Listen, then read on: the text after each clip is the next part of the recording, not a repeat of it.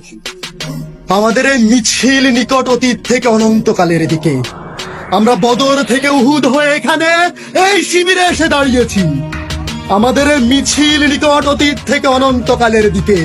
আমরা বদর থেকে উহুদ হয়ে এখানে শত সংঘাতের মধ্যে শিবিরে এসে দাঁড়িয়েছি।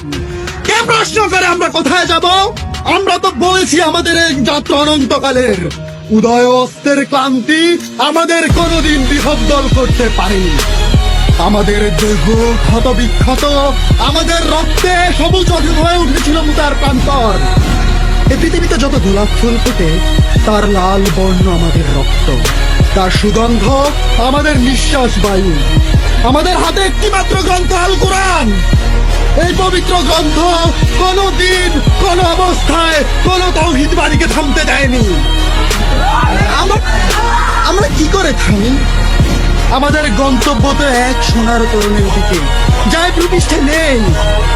আমরা আমাদের শহীদের চেহারার ভিন্নতাকে গ্রাহ্যের মধ্যে আনি না, কারণ আমাদের আত্মার গুঞ্জন হু হু করে বলে ওঠে, আমরা এক আত্মা, এক প্রাণ। শহীদের চেহারার কোনো ভিন্নতা নেই, শহীদের চেহারার কোনো ভিন্নতা নেই।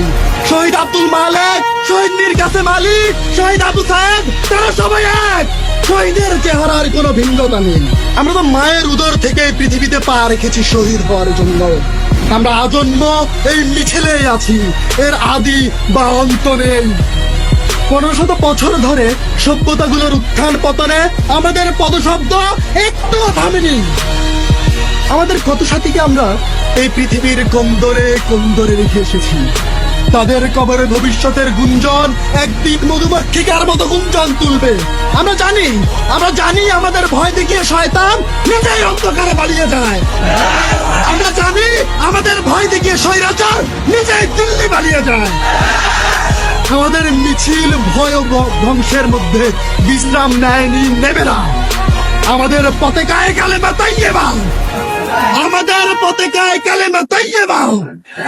এই বাণী কোনদিন কাউকে থামতে দেয়নি, আমরাও থামবো না।